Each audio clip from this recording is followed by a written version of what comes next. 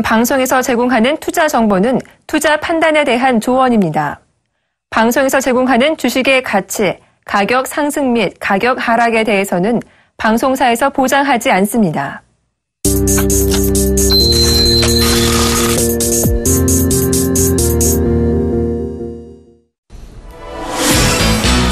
안녕하세요. 트로이티슈와이드 2부로 다시 인사드립니다. 최예린입니다. 7월 15일 수요일장이 이제 막 개장을 했는데요. 오늘 장에 있어서 가장 중요한 두 가지가 있죠. 간밤은 정말 역사적인 날이었습니다. 장장 13년을 끌어왔던 이란의 핵 협상이 아주 평화적으로 전격 타결이 된 날이었는데요. 큰 틀이 변화됐다라는 점에서 이웃과 관련된 종목들은 해법이 조금 바뀌어야 될 수도 있는 날이긴 한데 어느 정도 예견된 결과라는 점에서 또 직접 매매하는 데 있어서 전략을 구사하는 데는 약간 스킬이 필요할 것도 같습니다. 어쨌거나 건설주들은 중동발 플랜트 수주를 할 수 있다는 기대감 때문에 긍정적이다. 수혜주로서 거론이 되고 있는 아침인데요. 이란 핵 협상이 오늘 하나의 변수가 될 것이고요. 두 번째 변수는 바로 어제 이메일 시장에 큰 파장을 낳았던 그런 뉴스입니다. 바로 중국 업체에서 미국의 반도체 기업인 마이크론을 인수할 수도 있다는 가능성, 소문이 있었었죠. 어제 삼성전자가 이 여파로 3% 급락했었고 그래도 그 이전의 저점 정도로 끝이 난 건데 하이닉스가 4만 원을 완전히 깨는 그러면서도 6.6% 급락했는데 아무도 사지 않았던 어제 외국인이 가장 많이 팔았던 종목이자 기관이 가장 많이 던진 종목으로 SK 하이닉스가 지금 꼽혀지고 있는데요. 저점 매수의 기회이고 중국 기업이 미국의 마이크론을 사들이기가 쉽지 않을 것 같다라는 것이 오늘 국내 여러 증권사의 리포트 내용인 줄로 압니다만은 글쎄요. 오늘 저점 매수를 해서 과연 수익을 얼마나 올릴 수 있을지 의문이다라는 전문가들의 분석도 있었습니다. 양쪽의 의견이 팽팽한 가운데 오늘 추가적으로 밀릴지 곧바로 누군가 사서 끌어올릴지 이 두 가지 이슈 관련된 종목들 잘 살펴보셔야 될 것 같습니다. 참고로 간밤에 미국과 유럽 증시는 추가적으로 랠리를 이어갔습니다. 오늘 막 개장을 해서 이제 시가들도 막 형성이 되고 있는 모습인데요. 오늘 도움 말씀 두 분께 요청해 들어보겠습니다. 메리츠 종금증권의 김근호 연구원님 그리고 샘플러스 황민영 멘토 두 분의 도움 말씀 들어보겠습니다. 두 분 안녕하세요. 네, 안녕하십니까. 네, 이제 막 개장을 하고 있네요. 사실 어제 코스피는 이 같은 삼성전자와 하이닉스 등 반도체 주가의 급락으로 인해서 조금은 아쉽게도 나흘 만에 약세로 끝나고 코스닥은 상당히 탄력적으로 올랐었는데요. 오늘 개장가부터 확인을 해보겠습니다. 김근호 연구원님. 네, 일단 코스피 시장은 2068.36포인트, 9.13포인트 상승했고요. 0.44%를 상승하고 있습니다. 일단 아침부터 좀 갭으로 떠서 시작한 부분이 분명히 있었다라는 생각이 좀 들고 오늘은 좀 강하게 움직일 것 같은데 근데 이제 시가가 좀 강한 이후에 또 이 오후장 갈수록 좀 밀릴지 안 밀릴지 이 부분을 좀 중요하게 봐야 될 것 같습니다. 일단 이란과의 협상 타결로 대형주들이 동반적으로 특히나 이 건설주들이 많이 올라오면서 상승폭을 좀 가지고 가고 있는데요. 이 부분이 이제 오후까지는 좀 이어질지는 시장이 좀 시간이 좀 지나봐야 될 것 같다. 단기간에 좀 판단하기는 좀 힘들지 않을까라는 얘기 좀 드리겠습니다.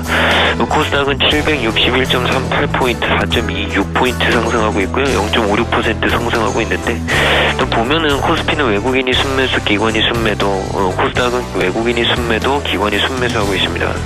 이 흐름이 여전히 지속된다라고 하면 양의장 모두 그렇게 썩 아침에 약간 좀 시가가 고가에 형성될 수도 있지 않을까. 조금 지나봐야 될 것 같다.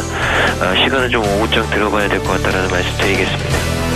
그래요. 코스피가 2070선 부근에서 출발했고 코스닥은 2%, 1% 쑥쑥 연속적으로 오른 데 이어서 오늘 또 추가로 0.5% 더 올라 760선을 돌파했지만 오늘 아침장만 반짝하고 후장에서 힘이 달리는 전강 후약의 가능성도 현재로선 배제할 수 없다. 오늘 아침 건설주가 강하다라고 얘기 들어봤습니다.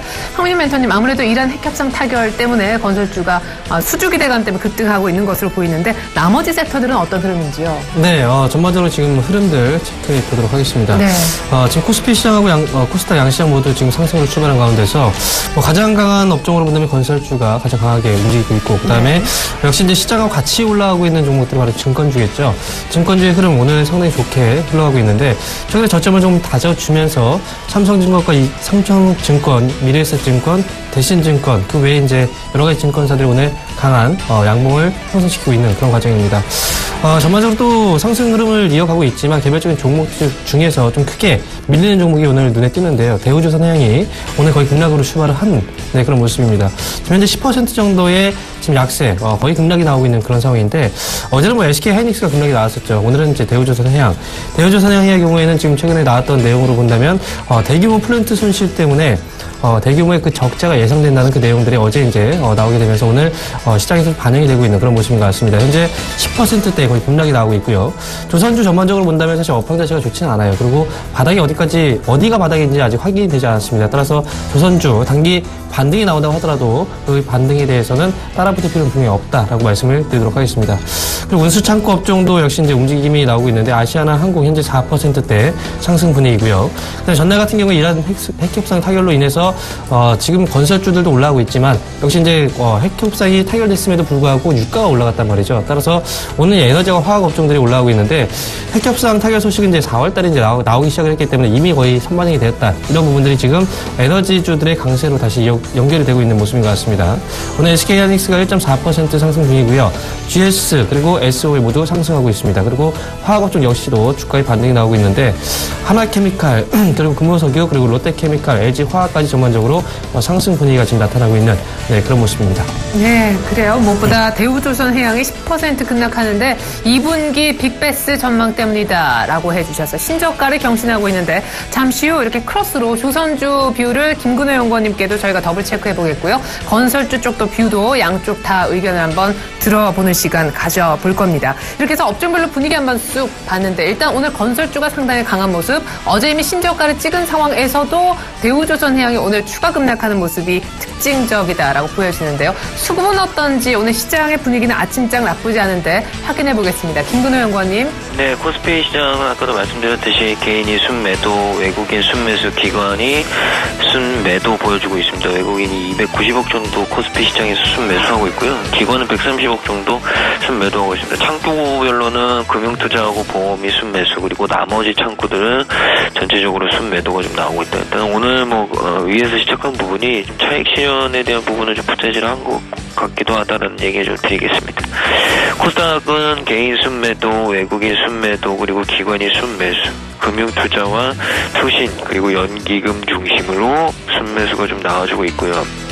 일단 개인의 매수 매도에 따라서는 외국인의 이 매수 매도가 최근 변동되는 흐름들이 있기 때문에 개인들의 매수 매도가 과연 어떻게 이루어질지 이 부분이 좀 궁금해진다, 중요하다라는 말씀을 좀 드리겠습니다. 그래서 코스피, 코스닥 역시 수급 주체의 극명한 차이는 있습니다. 코스피는 지금 외국인이고요.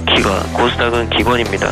이 두 수급 주체 각각 시장에서 어떤 역할을 하는지 이 부분을 좀 봐야 될 것 같고, 시장은 아직까지 이 두 수급 주체들이 그렇게 크게 영향을 줄 만한 수급은 안 들어왔다.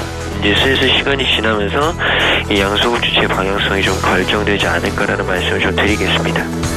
그래요. 일단 현재 수급으로는 거래소 기준으로는 외국인의 나홀로 매수이고 코스닥은 외국인이 팔고 반대로 개인과 기관 중심의 매수세가 들어오고 있는 중이네요. 이번에는 원달러 환율의 출발 상황 알아보겠습니다. 어제 급등 마감이 되었었는데요. KB 매환 선물로 가서 듣습니다. 정경팔 팀장님 안녕하세요. 네, 안녕하세요. 네, 어제 좀 과하게 올랐다 싶을 정도로 하루 사이에 12원 원달러가 올라 1140원 이상에서 끝이 났습니다. 이대로 안착되나 싶은 그런 상황인데 오늘장의 변수는 어떤 게 있을까요? 네, 오늘 서울외환 시장은 어제 종가 대비 40전이 상승한 1143원에 개장했고요. 개장 이후에는 1141원 80전과 1143원 20전 사이에서 거래되고 있습니다. 이 시간 현재는 개장가보다는 1원이 하락한 1142원에 거래되고 있습니다. 오늘 환율이 강보합권에서 출발한 것은 어제 발표된 미 소매 판매의 부진을 반영하고 있습니다. 미국의 6월 소매 판매는 전월치와 예상치 대비 모두 부진한 모습을 보이면서 외환시장에서 달러화는 주요 통화 대비 약세를 보였고요. 그러나 미 경제 지표의 부진으로 인한 달러 약세의 폭은 크지 않았고요. 지표가 발표된 지 약 20여 분이 지난 시점부터 달러화는 주요 통화 대비 반등하면서 낙폭을 줄이는 모습이었습니다. 달러화는 엔화에 대해서는 미 연준 옐런 의장의 하원 통화정책 보고를 앞두고 이에 대한 경계감이 작용하면서 반등세를 보였고요. 유로화에 대해서는 그리스 의회의 개혁안 승인을 앞두고 이에 대한 경계감이 달러화를 반등세로 유도하는 모습이었습니다. 달러원 1개월물은 달러 N을 추정하면서 미 경제지표의 발표를 전후해 하락 이후 반등하는 모습 보였고요. 현물 환율로 환산해서 1144만 75전 수준에서 여교의 시장을 마감했습니다. 달러 N이나 유로 달러와 같은 해외 주요 통화시장들은 어제 서울시장이 마감하던 시점까지 단기적인 상승 추세를 이어가는 모습이었고요. 어제 서울시장이 마감된 이후부터 오늘 현지 시점까지는 상승분에 대한 조정기를 지나고 있습니다. 따라서 오늘 서울시장에서 역시 달러원이 어제와 같은 강세를 계속해서 보이기는 어려울 것으로 예상되고 있고요. 다만 한 가지 주목할 변수라면 오늘 오전 11시경에 발표되는 중국의 주요 경제 지표가 되겠습니다. 오늘 발표되는 중국의 2분기 GDP 성장률을 비롯해서 6월 소매 판매와 산업 생산 등 주요 지표들이 부진한 모습을 보일 경우 어제부터 반락세를 보이기 시작한 중국 증시 하락폭이 더 커지면서 아시아 위험 통화들이 약세 압력을 받을 수 있겠습니다. 오늘 서울시장이 마감된 이후에는 두 가지 이벤트 결과를 주목할 필요가 있는데요. 오늘 저녁 그리스 의회가 새로운 개혁안에 대해서 부분적인 승인에 그칠 경우 그렉시트에 대한 우려가 제기되면서 달러 위험 통화 시장들이 강세를 보일 수 있겠고요. 미 연준 옐런 의장의 하원 통화정책 보고에서는 금리 인상과 관련된 발언의 수위가 어느 정도로 매파 성향인지에 따라서 달러화의 방향성에 영향을 받을 수 있겠습니다.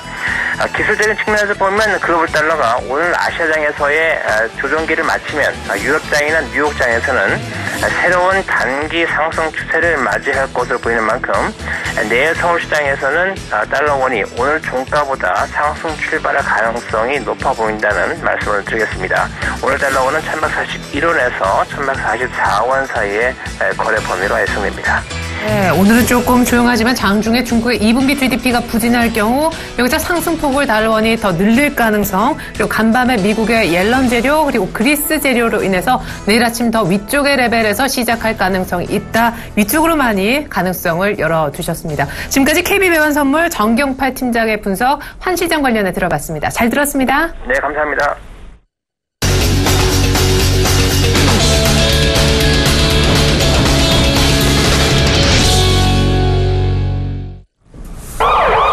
네, 7월 15일 수요일 아침 돌발 종목 하나하나 분석해보겠습니다. 어제 거의 오후장에 큰 화제를 뿌렸던 두 종목을 오늘 아침 첫 종목 돌발주로 봐야 될 것 같네요. 삼성전자와 하이닉스, 어제 중국 업체가 미국의 반도체 회사인 마이크론을 사갈 수 있다. 주당 인수 가격까지 구체적으로 제시가 되면서 주가에 특별히 급락을 이끌었었는데요. 하루 만에 일단 반등이 나와주고 있습니다. 그리고 국내 증권사에서는 현실화될 가능성이 낮다면서 저점에서 하라고 개장 전에 리포트를 쏟아내기도 했었는데 두 분의 전문가께 각각 뷰를 좀 여쭤보도록 하겠습니다. 일단 김근호 연구원이 반등은 모두 나오곤 있네요.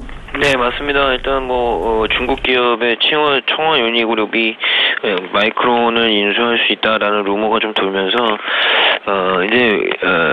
SK 하이닉스 급락 나왔고 삼성전자도 소폭 좀 조정이 나왔죠. 이유는 이제 뭐냐면 중국 기업이 마이크론이라는 반도체계의 어떤 거대 공룡을 인수하게 되면 반도체 업황 자체가 굉장히 경쟁이 심화될 수밖에 없다는 거죠. 가격 경쟁이 심화되고 시장도 완전하게 이제 풀이 닫혀버리고 전체적으로 이제 사이즈 그리고 가격을 다 동시다발적으로 좀 내려서 전체 파이가 좀 줄어들 수 있는 우려감들을 좀 제시를 했습니다. 근데 저도 마찬가지지만 실현 가능성은 그렇게 높지 않다고 봅니다. 실현 가능성은 일단 적다고 보는데 중요한 게 이제 어떤 시나리오든 가능성은 다 열려 있다는 거죠. 그렇기 때문에 그 부분에 있어서 좀 걱정이 되는 것 같고요. 반도체 업황 자체의 어떤 불확실성 자체가 이제 도는 것 같습니다. 그리고 그 이전에 이제 마이크론의 실적 부진 얘기가 있었거든요.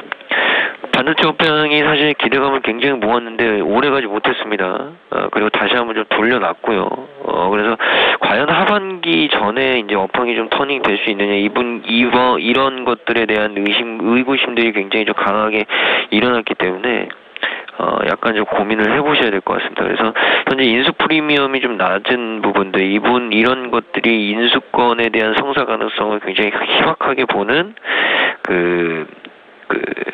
이유인데, 뭐 생각보다는 스토리는 어떻게 될지 아무도 장담 못합니다. 아무도 장담 못해요. 우리가 이렇게 넉놓고 있을 때 막판에 가서 인수를 할 수도 있는 부분이기 때문에 일단 추이를 좀 지켜봐야 될 것 같고요. 그런 것들을 다 이렇게 제쳐놓더라도 일단 당분간 디램 산업에 대한 불확실성이 좀 제기될 가능성이 있다. 이 얘기를 좀 드리고 싶어요. 그래서 디램 산업에 대한 불확실성의 제기, 이 부분이 결국 SK하이닉스든 삼성전자든 이런 종목들을 좀 조정시키는 가장 큰 요인이 되지 않겠나라는 얘기를 좀 드리고 싶습니다. 그래서 반도체 업황은 약간 좀 회복을 완전하게 확인하기 위해서 조금 더 시간이 걸리지 않을까라는 얘기 드리겠습니다. 네, 그래요. 시장이 가장 싫어하는 게 뭐 주식시장도 그렇고 하나의 종목도 그렇고 불확실성인데 이 반도체 업계에도 지금 상당히 치킨 게임이 이미 끝나고 좀 편안하게 갈 수 있나 싶었는데 중국의 인수설로 인해서 불확실성이 만들어졌다라는 측면에서 주식 관련해서 좋게 보진 않으셨습니다. 황민영 멘토님은요? 네, 일단 지금 뭐 찌광그룹에서 지금 마이크론 인수에 대한 얘기가 나왔었는데요. 네, 사실 이렇게 근데 급락하면서 하이닉스 뭐 박스권 매매 어떤 전통 룰은 깨져버렸거든요. 네, 일단 뭐 지금 뭐 차트 자체로 본다면 SK 하이닉스는 만약 박스권 안에서 이제 움직임을 보고서 이제 투자를 하셨다면 큰 손실로 한번 이어지지 않았을까 생각이 드는데요. 사실 이제 주가의 흐름이 주식 투자라는 것 자체가 사실 차트로만으로 대응할 수 없는 부분이 많습니다. 따라서 차트만 가지고 이제 대응을 하시다가는 이렇게 이제 갑자기 돌발적인 악재라든지 어떤 이제 이유 때문에 주가가 밀렸을 때 대응하기 좀 어려운 그런 부분들이 있는데요. 일단 지금 중요한 건 SK 하이닉스와 SK 하이닉스 자체적으로 본다면 이제 많이 밀렸던 부분으로 첫 번째가 바로 이제 그 마이크론의 그 실적 저하였죠. 그게 전반적으로 주가 하락으로 이어졌었고, 그 다음에 어제 같은 경우에 급락이 나왔던 건 역시 이제 그 중국 업체 인수 소식. 반도체 업황이 다시 한번 치킨 게임으로 또 돌아서지 않느냐, 뭐 이런 부분으로 이제 확대 해석하고 있는 그런 분위기인 것 같은데 아직 얘기 자체는 확실하게 나온 얘기는 없습니다. 지금 중국 쪽에서 과연 인수를 하게 될지 말지 그 여부에 대해서도 확실하게 명확하게 드러난 부분이 없기 때문에 지금 분명히 분명히 시장 안에서 어떤 화두가 됐고 그 다음에 그만큼 위험 심리가 뭐 가중이 된 상황에서 분명히 리스크 요인은 분명히 있겠죠. 하지만 만약에 이 인수가 만약에 부인이 된다, 인수에 대한 어떤 내용들이 명확하게 드러나지 않고 만약에 인수가 되지 않는다라고 한다면 당연히 사야 되는 자리가 분명히 맞을 것 같아요. 그래서 지금 일단은 확실하게 드러난 부분이 없기 때문에 이번 반등 자체는 어쩌면 기술적 반등 정도로 이제 보시는 게 좋을 것 같고 네. 앞으로 SK하이닉스의 주가 추이 자체가 지금 앞으로의 이슈에 의해서 분명히 움직일 수 있기 때문에 그 부분에 대해서 체크를 하신다면 만약에 그 내용들과 함께 투자 포인트를 한번 잡으신다면 다시 한번 좋은 기회의 자리가 되지 않을까 그렇게 보십니다. 그러니까 하이닉스를 굉장히 물량을 많이 갖고 계신 분들 그리고 심지어 4만 원에 가면 이때까지 올라왔던 하이닉스이기 때문에 빠져서 심지어 더 사신 분들 어떻게 할까요? 분명히 그런 분들이 있을 것 같아요. 그런데 과거에도 우리가 SK하이닉스와 뭐 삼성전자 전반적으로 이제 우리나라 전 세계적으로 반도체 시장 안에서 큰 점유율을 갖고 있고 기술력을 갖고 있는 그런 기업들인데 예전에도 한 차례 이제 치킨 게임에 대한 어떤 우려감 때문에 주가가 많이 밀렸던 적이 있었거든요. 하지만 대기업들은 좀 살아남았다는 거죠. 그리고 주가는 다시 한번 또 올라갔고 그래서 네. 이런 과정들은 분명히 계속해서 연출이 되는 과정이 나타나게 될 건데 지금 SK하이닉스를 통해서 정말 큰 손실을 보시고 계시다라고 한다면 지금 자리에서 굳이 파실 필요는 없다라고 생각합니다. 결국은 기업들은 살아나게 될 거고요. 네네. 그만큼 기술력 갖고 있는 기업들은 다시 한번 주가는 재조정을 받게 됩니다. 따라서 지금 자리에서는 일단 좀 약간 리스크 부분은 분명히 있긴 하지만 그래도 너무 크게 우려할 필요는 없다 이렇게 말씀을 드리도록 할게요. 네, 자 잠시 후에 저희가 이 종목도 약속드리고 살펴드리겠습니다. 지금은 이란 핵협상 관련된 수혜주 보려고 했었는데요.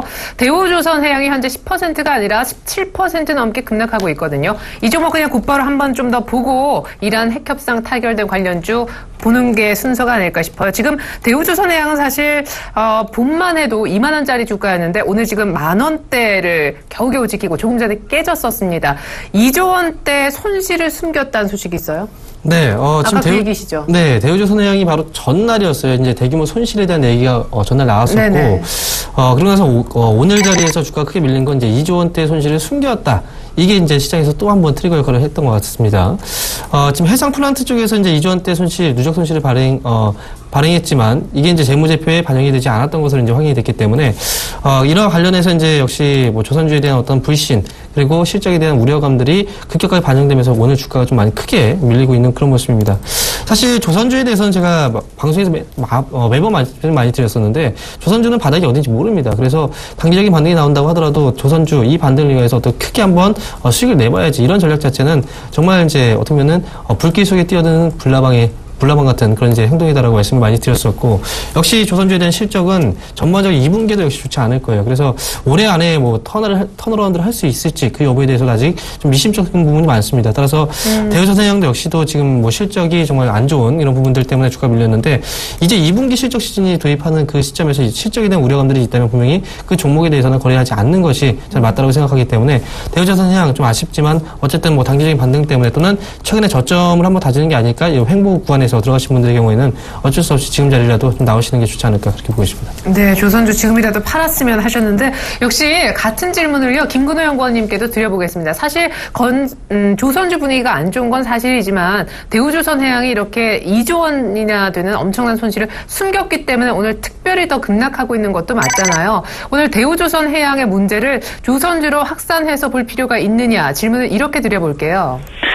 저는 그렇지 않다고 봐요. 사실 이 대우조선해양을 빼낸 나머지 종목들은 다들 실적에 대한 긍정적인 기대감들이 나왔거든요. 2분기 실적의 턴이, 근데 유독 이제 대우조선해양이 좀 그랬던 것 같고, 이란 핵협상 타결로 이제 국제유가가 하락이 되면 조선기업 수주에 좀 악영향을 미칠 수 있다, 이런 얘기들은 좀 나오고 있는데, 근데 이제 유가는 뭐 생각보다 이렇게 많이는 안 빠졌거든요.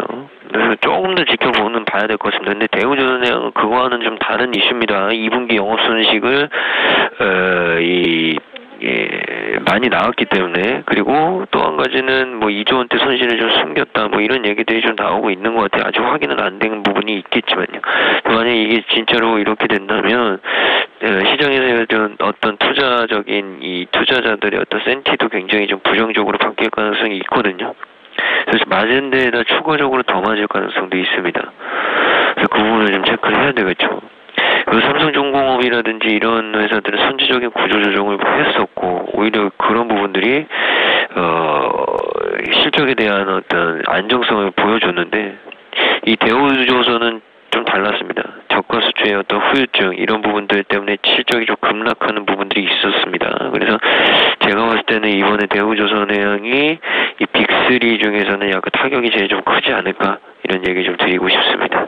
네, 다른 조선주와 오늘 그 손실을 숨긴 대우조선해양을 조금 따로 떼서 별개로 볼 필요도 있다, 이런 얘기도 다양하게 들을 수가 있었네요. 자, 이란 핵협상 타결 때문에 급등 출발한 이후에 현재 빠르게 매물이 또 나오면서 음봉으로 바뀌며 상승폭이 줄고 있는 건설주를 포함해 항공, 또 페인트 관련주들 한번 쭉 보도록 하겠습니다. 역시 가장 많은 수혜는 건설이 받을까요? 네, 김근호 연구원님. 네, 맞습니다. 이란 문제가 이제 핵협상이 타결이 됐기 때문에, 수혜는, 당연히 건설주가 제일 많이 받겠죠. 건설주가 제일 많이 받을 거고요. 뭐 오늘 뭐 주가로도 여실히 좀 보여주고 있는데, 앞으로 좀 모르겠습니다. 근데, 이슈가, 오늘이 좀 이슈는 될 수 있을 것 같아요. 그래서 오늘 급등한 자리에서는 좀 장중에 뭐 따라붙어서 매매를 하겠다, 이런 부분은 아니신 것 같고요.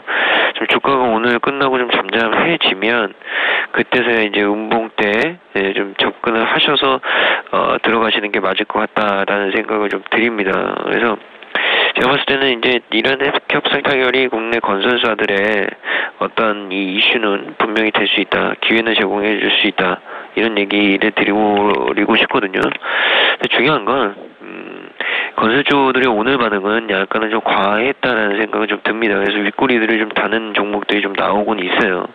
그 부분에 좀 주의를 하시라는 거죠. 그래서 너무 덜컥 사시지 마시고, 장의 어떤 과열 분위기가 약간은 좀 주춤할 때 다시 한번 좀 접근 시기를 고려하자라는 말씀을 좀 드리겠습니다. 건설주가 이란 핵협상 타결의 최대 수혜주는 맞는데 오늘 너무 과하게 급등해서 매물이 나오고 있으니까 지금 오늘 이 자리에서 덜컥 매수하는 것은 조금 말리고 싶다라는 얘기셨네요. 사실 건설주는 저는 이런 관점에서 또 여쭤보고 싶은 게, 건설주를 기존에 갖고 계신 분들, 그래서 뭐 별다른 모멘텀 없이 현대산업은 뭐 추가적인 건설주 의외 요새 뭐 면세점주로 따로 봐야 되겠지만 조금 고전을 면치 못하고 있다가 오늘 매수가 이상 왔어요. 그래서 던지고 싶다, 이렇게 해서 물량도 충분히 나오는 것으로 보여지거든요. 있거든요. 이게 이제 추세적으로 좋아질 수 있을까요? 그럼 홀딩해도 되는 거잖아요. 네, 일단 건설주도 건설주 나름대로 이제 좀 구분이 필요할 것 같아요. 이제 옥석 가리기라고 이제 해야 될 것 같은데, 이러한 핵협상 타결과 함께 이제 건설주들이 올라가고 있죠. 하지만 이 건설자들 중 안에서도 역시 이제 구분이 필요하다는 건 과거 이란에서의 어떤 수주가 발생했던 그런 기업들의 경우에는 이번에 어찌됐든 수혜주로서 이제 거론될 수 있지만 나머지 종목들의 경우에는 그냥 덩달아서 올라가는 그런 부분들이 많거든요. 따라서 과거에 이제 이러한 수주 이력을 보게 된다면 이제 GS건설이라든지 또는 현대건설 그리고 대림산업 이런 이제 종목들의 경우에는 어쨌든 수혜가 좀 예상이 되고 있는 부분이기 때문에 현 시점에서는 좀 더 홀딩하면서 보유 관점에서 좀 더 끌고 가시는 게 좋을 것 같고 네. 나머지 종목들의 경우에는 관련 수주 이력이 없어요. 그래서 관련주에 대해서는 일단 단기적인 반등을 이용해서 어느 정도의 수익 실현 또는 손실폭을 좀 줄이면서 이제 종목을 정리하시는 그런 전략들도 좋지 않을까라고 이제 생각을 하고요. 그다음에 이제 뭐 건설주뿐만 아니라 여러 가지 종목들이 또 수혜주로서 거론이 될 수 있는데 뭐 항공주 역시도 이런 핵협상이 타결된다면 유가는 전반적으로 떨어질 것이다라는 관점에서 항공주도 역시 이제 수혜주로 거론이 되죠. 그래서 지금 뭐 항공주로 본다면 오늘 장 초반에 대한항공이나 아시아나항공 전반적으로 좀 상승세를 계속 이어나가고 있는 그런 모습이고요.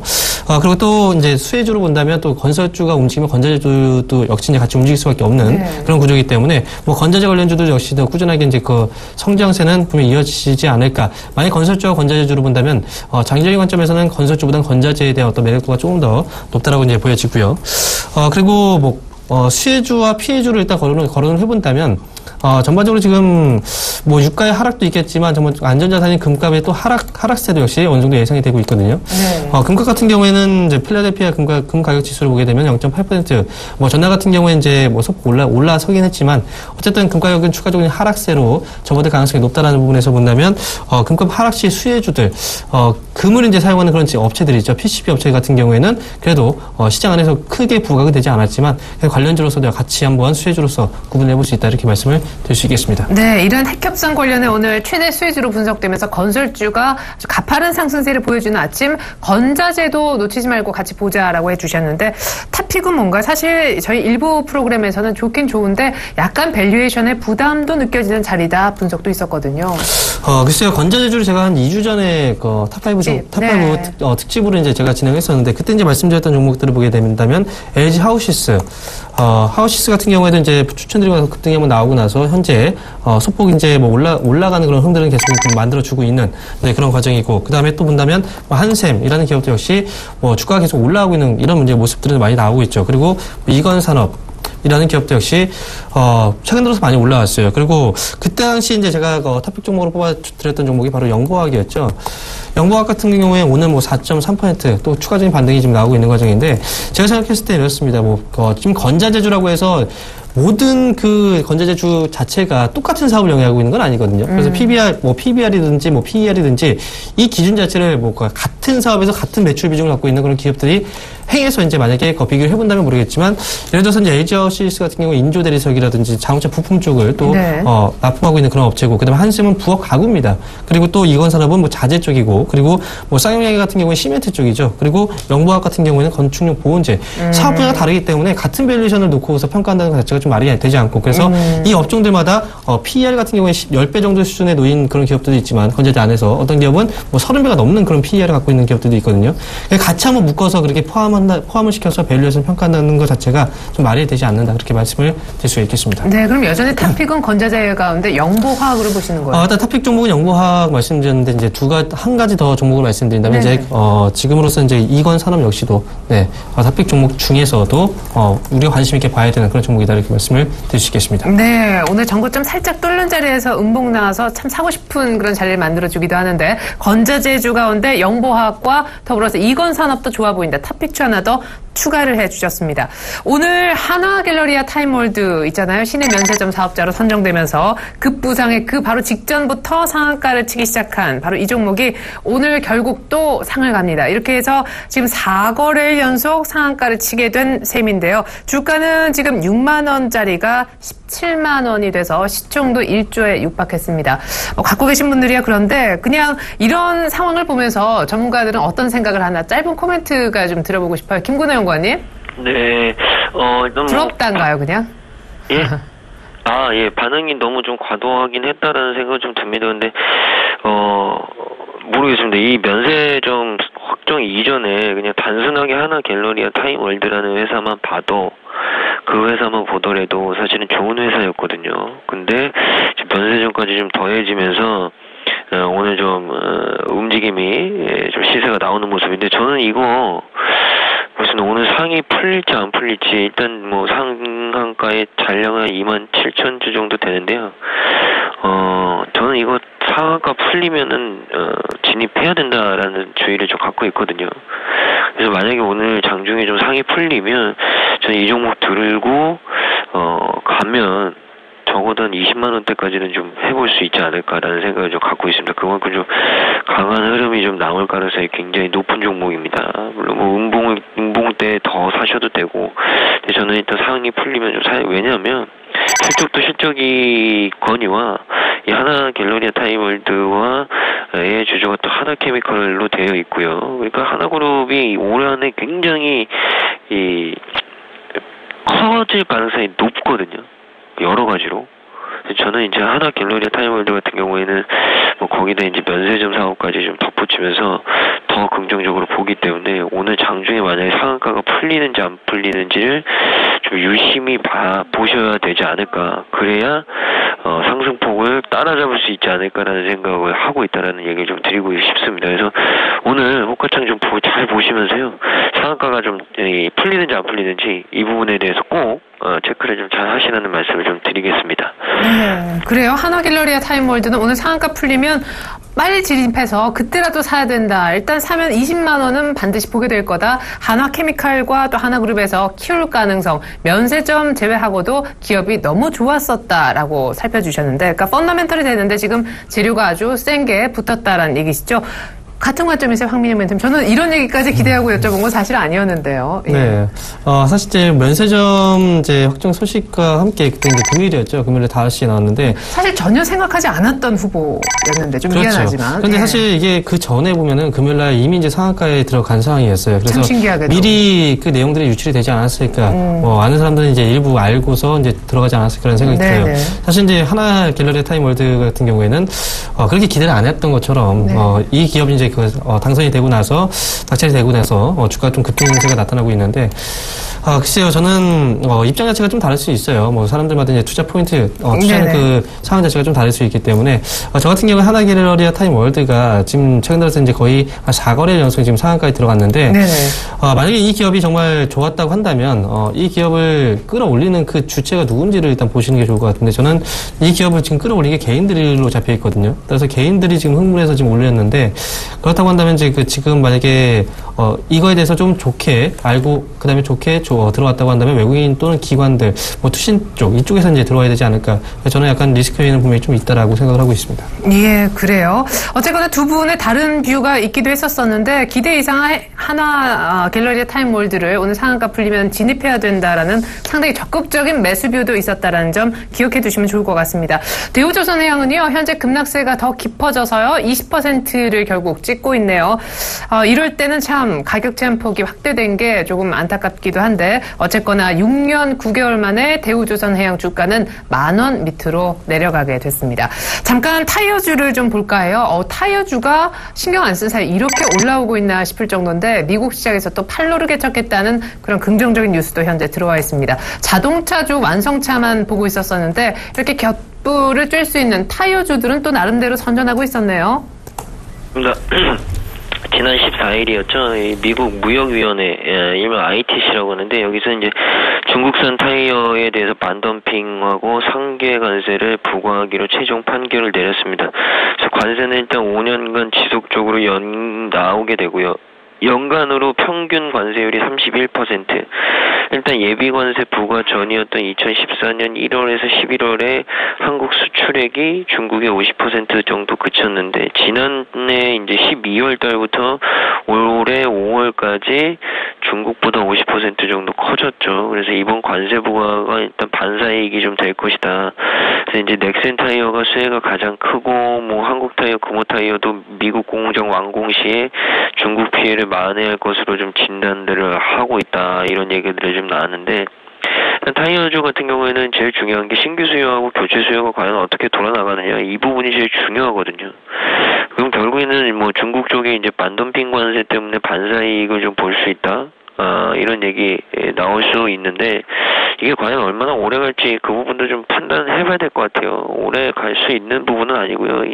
기본적으로 이 펀더멘탈 자체가 좀 센티멘탈 개선이 돼야죠. 그래야 이제 올라갈 수 있는 거고, 그래야 완전하게 좀 터닝이 됐다는 얘기를 할 수 있는 거거든요. 그렇기 때문에 타이어주들 같은 경우에는 뭐 중국의 반덤핑 과세는 단기적인 이슈, 기본적으로 신규 수요와 교체 수요가 얼마나 늘어나느냐 이게 제일 중요한데 아직까지 그 부분에 있어서는 시그널이 덜 나왔다. 그러면 올라가는 데는 분명히 한계가 있을 것이다 라는 얘기를 드리고 싶습니다. 그래서 너무 공격적으로 좀 보시지 마시고요. 물론 바닥권은 있지만 센티멘트 개선 전까지는, 그리고 완팡이 어떤 펀더멘트 전까지는 좀 차분하게 대응해야 된다라는 얘기 드리겠습니다. 자, 외국인들이 오늘 사면서 아직까지는 사고 있어요. 코스피는 2070을 지금 현재 찍어주고 있습니다. 아침장 잠깐 하고 빠지지 않을까 싶긴 했었는데 건설주의 상승폭이 줄어도 또 그 이상 증권주들이 커버하고 나오고 제약주들이 조금 더 커버하면서 2070은 유지가 되고 있습니다. 참 코스피의 상승률이 코스닥의 상승률보다 큰 날이 적었었는데 오늘 아침 조금은 다른 분위기, 특별히 많이 눌렸었던 또 건설주가 치고 올라오면서 분위기를 조금 대형주 측면에서 살려준 감이 없지 않아 있는 날입니다. 자, 관련해서 이제 전략을 좀 세워봐야 될 것 같아요. 먼저 황민영 멘토님. 네, 시장 전반적으로 지금 오늘은 좀 상승세로 지금 나타나고 있는데 사실 그래요. 지금 우리가 지금 관심 가져야 되는 건 불확실성, 대외적인 그 불확실성들이 조금씩 이제 소멸이 되고 있는 과정이죠. 지금 이란에 대한 핵결상 타결 소식도 나왔었고, 그리고 중국 같은 경우에도 최근 들어서 거품이 좀 깨지면서 주가가 좀 밀리기도 했었는데, 뭐 레버리지가 이제 깨지면서 이제 붕괴가 된 거죠. 그러고 나서 어떤 대응책들이 이제 나오면서 주가가 다시 또 올라가기 시작을 했고, 그리고 이제 미국 같은 경우에도 이제 금리 인상 시기가 좀 뒤로 연기되지 않을까 이런 이제 내용들이 나오고 있습니다. 시장에서 그동안 악재로 반영됐던 그런 부분들이 긍정적으로 지금 반영이 되고 있는 시점이기 때문에 이런 시점에서 우리가 주목을 해봐야 되는 건 바로 실적이겠죠. 2분기 실적이 얼마 남지 않았기 때문에 따라서 2분기 실적에 대해서 실적 관련주 위주로 종목들을 접근하시고 단기적으로 반등이 나온다고 해서 시장이 올라갈 때 어쨌든 종목들이 다 올라오는 분위기 나오거든요. 그런데 그 관련해서 일시적인 반등을 이용해서 종목들을 투자하시기보다는 어쨌든 호흡 자체를 좀 중기적인 관점에서의 실적 관련주 실적 관련 종목으로 이제 투자하시는 것도 좋은 방법이 될 것 같습니다. 예, 그런 의미에서 좋게 보시는 거는 지난번에 이제 그 실적 관련주들 많이 이제 말씀을 드렸었는데 그 종목들 안에서 보시는 게 좋을 것 같습니다. 특징주로 이제 비아트론도 말씀을 한번 드렸었고요. 네, 그래요. 저희 증시 탑5라는 프로그램은 종목 얘기만으로 이루어지는 프로그램이거든요. 30분도 채 안 되는 굉장히 짧고 굵은 그런 프로그램인데 11시에 방송이 됩니다. 우리 멘토님께서 또 출연을 해주시고 또 종목을 집중적으로 분석해 주시는 코너인데 그때 얘기들을 저희가 출발 증시 와이드 때 같이 좀 얘기를 하는 경우가 많아요. 그래서 증시 탑5 최근 방송 황민영 멘토님 편 한번 보시면 참고가 될 것 같습니다. 저희 홈페이지 들어가 보시면 VOD 준비가 돼 있어요. 참고해 주시고요. 우리 김근호 연구원님도 전략 한 말씀 들어보고 싶은데 사실 저는 오늘 대형주가 앞으로도 좀 더 힘들지 않겠습니까? 라고 여쭤보려고 했었는데 오늘 조금 이란 핵협상 타결 때문에 건설주가 조금 뜨고 어제 사실 포스코도 윗꼬리가 달렸지만 약간 저가 매수가 유입되면서 낙폭 과대주도 이제 조금 힘을 낼 수 있지 않을까 하는 생각도 조심스럽게 들거든요. 네, 일단은 두 가지 이슈인데 하나는 실적 시즌을 대비하자 그리고 중소형주 중심의 포트를 구성하자 이 두 가지인데요. 일단 실적 시즌 대비해서는 대형주 쪽에서는 오늘은 뭐 건설주들이 좀 올라왔지만 실적 시즌 대비해서 2분기에 좀 좋을 수 있는 업종 대표적으로 살펴보면 금융, 건설, 화학이거든요. 그러면 실적 시즌 내에서는 이 종목, 이 업종만 하면 되고요. 그리고 이제 하반기쯤 들어가면 이제 뭐 IT라든지 자동차들이 좀 올라올 수 있는 여지는 있다고 봅니다. 근데 지금은 대형주 내에서는 저는 개인적으로는 금융, 화학, 그리고 건설 이 정도만 하는 게 맞다라고 생각을 하고 있습니다. 또 오늘 거기다 이란 핵협상 타결까지 좀 터지면서 오늘은 좀 대형주가 좀 올라오는 모습들인데 이것도 이제 장후반까지는 좀 봐야 될 것 같아요. 일단 2070포인트, 80포인트 바닥권에서 상단 지향이었던 2065포인트 정도를 뚫어냈거든요. 오늘 만약에 2080포인트 올라가면 다시 한번 밴드가 2080, 2100인데 여기서 이제 중요한 건 추세를 이어나가야죠. 다시 맞으면 또 내려옵니다. 그래서 저는 아직까지는 완전한 이 펀더멘탈의 개선 전까지는 대형주는 조금 리스크는 있다고 봐요. 그러니까 올랐을 때는 약간 차익 실현이 나올 수도 있다라는 생각을 갖고 있거든요. 그래서 대형주는 일단 지금은 어느 정도 단기적으로라도 올 만큼 오지 않았나. 오히려 중소형주들이 더 빠를 수도 있다. 코스닥 지수를 좀 보면 760포인트 지금 넘어왔거든요. 직전 고점이 772포인트였습니다. 얼마 안 남았어요.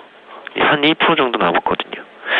저는 제가 봤을 때는 오히려 코스닥이 다시 한번 직전 고점까지 좀 테스트를 할 수 있는 부분이 있지 않을까. 그래서 오히려 2분기 실적 시즌 대비해서도 중소형주가 단기적으로는 좀 답이 맞다라는 얘기를 드리겠습니다. 네, 실적 시즌에는 금융, 건설, 화학 쪽에만 피해 있고 여전히 중소형주가 대형주보다 더 매력적이다. 대형주는 어느 정도 올라오면 아마 위쪽에서 매물이 나올 것이기 때문이다라고 하셨어요. 두 분 모두 다 실적이 중요하다 이렇게 공통적으로 언급해 주셨어요. 지금까지 샘플러스 황민영 멘토 그리고 메리츠 종금증권 김근호 연구원님의 도움 말씀 들어봤습니다. 두 분 모두 감사합니다. 네, 감사합니다.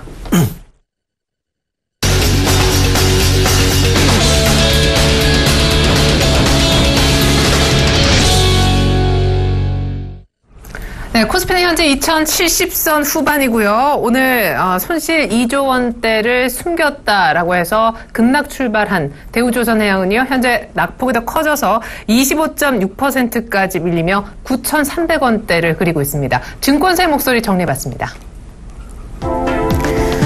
네, 먼저 최희승 차장님의 의견부터 볼까요? 제약바이오 주도주라고 하셨었는데 이런 주도주는 한 번에 꺾이지 않는다라고 하셨습니다. 최근 들어 반등세가 나오면서 이전 주가 이상의 주가의 모습을 보여주는 종목까지 나오고 있죠.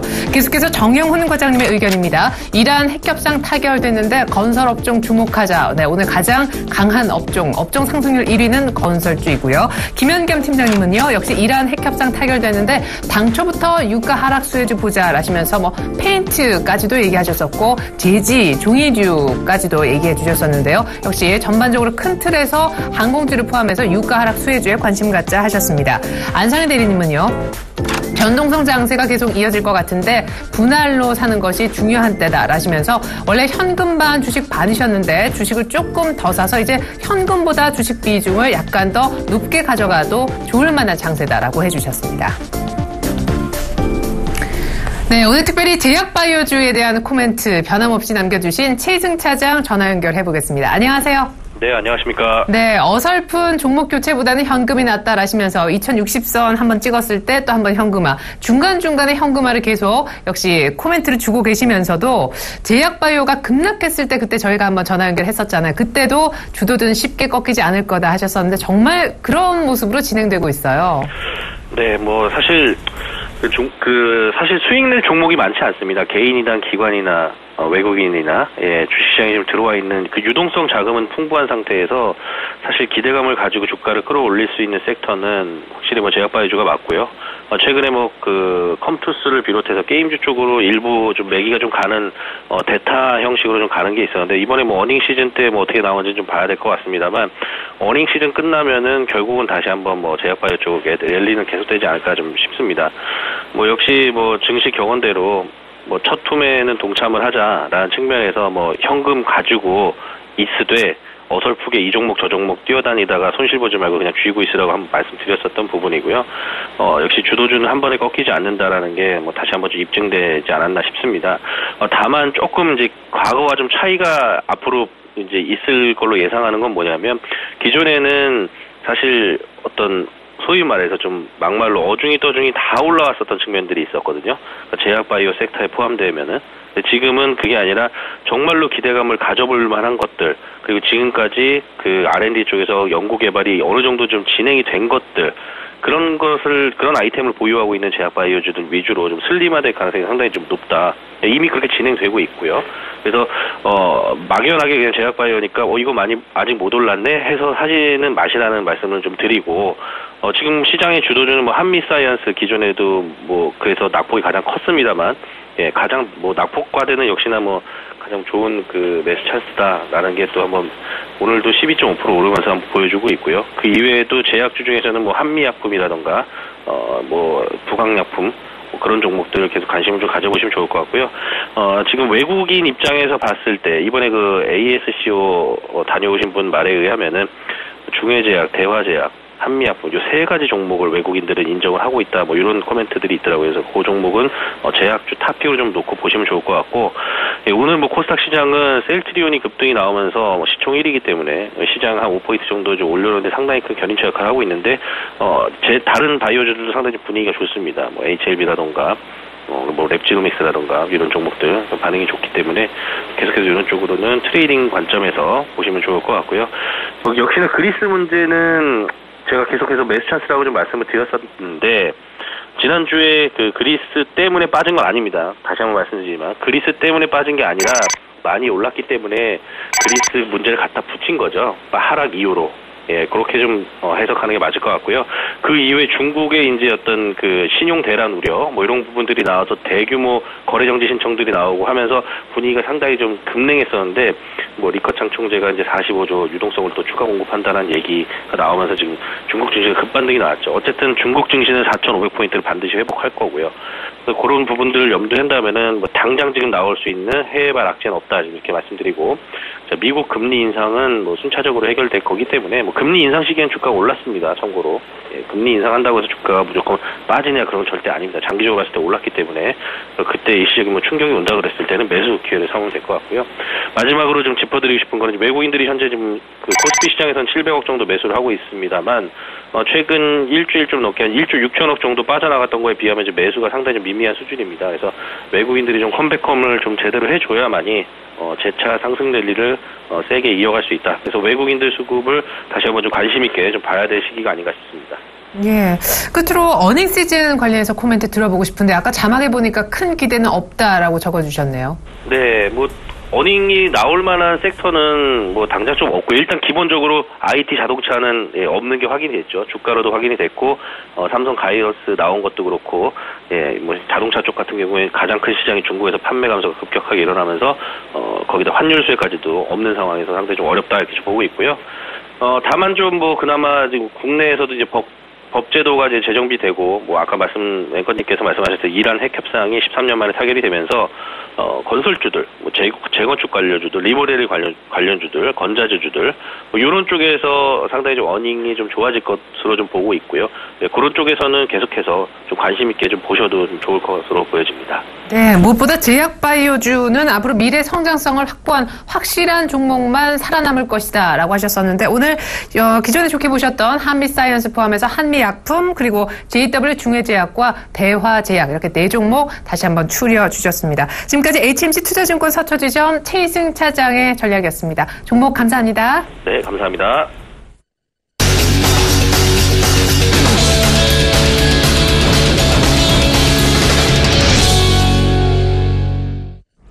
네, 이번엔 선물시장 필요한 전략 세워보겠습니다. 샘플러스 손석빈 멘토님 전화 연결해서 얘기 들어볼게요. 멘토님 안녕하세요. 네, 안녕하세요. 네, 오늘 현물시장 분위기도 좋은데 선물 쪽도 251대까지 올랐네요. 현재 상황 수급은 어떤지요? 네, 일단 수급부터 말씀드리도록 하겠습니다. 현재 개인 현물 141억 순매도, 외국인 742억 순매수, 기관 644억 순매도 중입니다. 선물 수급 살펴보면 개인 240계약 순매도, 외국인 1708계약 순매수, 기관 1996계약 순매도 중입니다. 옵션 물량 살펴보면 개인 콜옵션 3607계약 순매도, 풋옵션 17613계약 순매수 중입니다. 외국인 콜옵션 2024계약 순매도 중이고 풋옵션 6592계약 순매도 중입니다. 기관 콜옵션 4888계약 순매수 중이고 풋옵션 8160계약 순매도 중인데 일단 지금 수급적인 특징을 보면 약간 서로 지금 좀 수급적인 모습에서 좀 헷갈리는 모습들, 혼조세의 모습을 좀 보여주고 있습니다. 자, 오늘의 주요 거래 전략 말씀드리도록 하겠습니다. 상승 1차 저항선이 252, 상승 2차 저항선이 255, 하단 1차 지지선이 248, 하단 2차 지지선이 245에 형성되어 있습니다. 일단 어제 시장은 오전에 좀 하락 모습을 보여주다가 중국 시장이 개발학 출발 이후 좀 지지부진한 모습을 보여주자 248.05 부근까지 좀 내려온 이후에 지지를 받고 상승을 좀 돌리는 모습을 보여주며 상승 발판을 좀 마련하며 마무리한 모습이었습니다. 오늘 시장은 아시아권 시장들이 모두 상승하는 모습을 보여주고 있고 중기적으로 시장 방향성을 상승으로 좀 돌린 모습이나 중국 개장 전에는 국내 시장은 250이 돌파는 좀 힘들 것으로 보고 있고 수급적인 면에서 단기적으로 좀 매수가 좀 과열된 모습으로 중국 시장 개장 전에 한 번의 하락이 좀 나올 수 있다고 보고 있습니다. 현재 국내 시장과 중국 등 아시아권 시장이 중기적으로 상승 시장은 맞으나 천천히 주요 가격 저항들을 좀 확인하면서 봐야 되는 장세이기 때문에 포지션 거래자분들은 어제 하락 모습을 보여줄 때 248부근 매수를 잡으신 분들은 매수 홀딩 유지하시면서 옵션 행사가 가격대에 저항이 좀 뚫리는 모습과 중국 시장 모습을 좀 잘 확인하시면서 특별한 하락 움직임이 없으면 홀딩 좀 유지하시면 되겠고 단기 거래자분들은 오늘 중국 시장 개장 전까지 251.50 부근, 지금 약간 250.75 부근인데 251.50 위에서 좀 매도로 단기 하락 시세를 250대 좀 초반대까지 좀 노려보시면 좋을 시장입니다. 네, 오늘 중기 포지션 거래자분들이나 단기로 하시는 분들 모두 다 중간에 있는 변수 중국 시장 분위기를 잘 보셔야 될 것 같습니다. 지금까지 샘플러스 손석빈 멘토님의 선물시장 전략이었습니다. 감사합니다.